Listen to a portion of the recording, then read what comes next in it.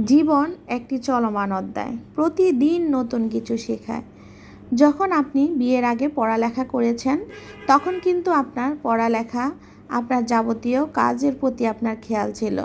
কখন কোন স্যারের ক্লাস হবে, কখন কোন সাবজেক্ট নিয়ে আপনাকে স্কুল কলেজে যেতে হবে, সেই জিনিসটা আপনার মাথায় থাকতো সব সময়। আর এখন বিয়ের পরে আপনি প্রতিদিন কি রান্না করবেন, কি খাওয়াবেন, সকালে কি নাস্তা খাওয়াবেন, দুপুরে কি রান্না করে খাওয়াবেন, বিকালের কি নাস্তা দিবেন, রাতের কি খাবার, সেই খাবারটা এখন এটা আমাদের প্রতিদিন মেয়েদের দৈনন্দিন রুটিন হয়ে গেছে। আমরা কিন্তু বিয়ের আগে এসব কাজ পারতাম না, এখন কিন্তু গুছিয়ে সংসারটা করে নিচ্ছি। কিভাবে পারছি বলেন তো?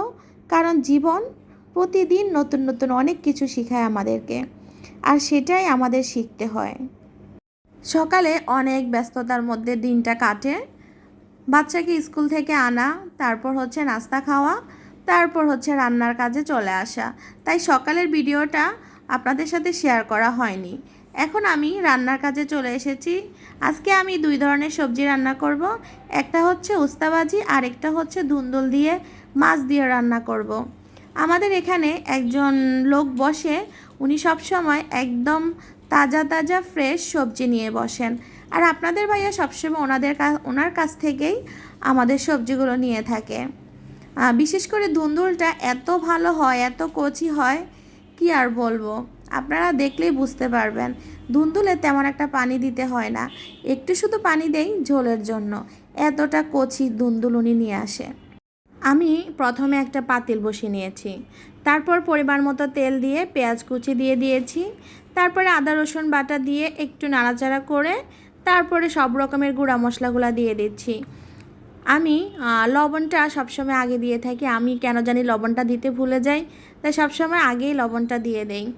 তারপর হলুদ, মরিচ, ধনিয়া, জিরা দিয়ে একটু পানি দিয়ে মশলাটাকে কষিয়ে তারপর আমি ধুন্দুলগুলো দিয়ে দিয়েছি। ধুন্দুল থেকে আস্তে আস্তে পানি উঠতে শুরু করেছে, এতটা কচি ধুন্দুলগুলো। আর রান্না করতেও বেশি টাইম লাগে না। আমার কাছে মনে হয় সবচেয়ে সহজ এবং মানে তাড়াতাড়ি রান্না হয় এই ধুন্দুল তরকারিটা। কেন জানি ধুন্দুল আর বেগুন এই দুইটা তরকারি তাড়াতাড়ি রান্না হয়ে যায়। বেগুন থেকেও মনে হয় যেন ধুন্দুলটা তাড়াতাড়ি রান্না হয়। আমার দুইটা সবজি কিন্তু খুবই পছন্দের, তাই সবসময় আমি কিন্তু এই সবজিগুলো রান্না করে থাকি। আপনারা খেয়াল করলে দেখতে পারবেন।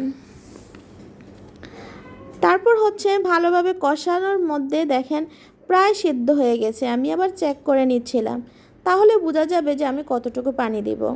আমি শুধু এখানে একটু যেন ঝোল থাকে সেজন্য পানিটা দিয়ে দিয়েছি। আর এ পর্যায়ে আমি মাছ দিয়ে দিব, যেন মাছের মধ্যে এই মশলাটা যেন আলাদা একটা গ্রান থাকে, যে আমি কী সবজি দিয়ে রান্না করছি মাছটা সেটা বোঝা যায় যেন, তাহলে তো খেতে ভালো লাগবে। তাই আমি এই পর্যায়ে মাছগুলো দিয়ে দিলাম, দিয়ে ভালো করে একটু নাড়াচাড়া করে আমি আবার ঢাকনা দিয়ে ঢেকে রাখবো। অন্য পাশে আমি উস্তাভাজিটা বসিয়ে দিয়েছি। স্কিপ হয়ে গেছে আমার ভিডিওটা, তাই আমি দুঃখিত। আমি এখানে প্রথমে পেঁয়াজ আর রসুন কুচিগুলা একসাথে উস্তার সাথে দিয়ে তারপর ফ্রাই প্যানে দিয়ে দেই। আমি একটু লবণ আর একটু হলুদের গুঁড়া দিয়ে দিয়েছি। যারা আমার ভিডিওর এতটুকু পর্যন্ত আপনারা দেখে ফেলেছেন, অবশ্যই সম্পূর্ণ ভিডিওটা দেখবেন একটা লাইক দিয়ে। আর যদি একটু বেশি ভালো লাগে একটা কমেন্ট করে জানাতে পারেন। আর দেখতে থাকুন আমাদের ভিডিও। সম্পূর্ণ ভিডিওর কোনো অংশ যদি আপনাদের ভালো লাগে তাহলে অবশ্যই সাবস্ক্রাইব করে পাশে থাকবেন।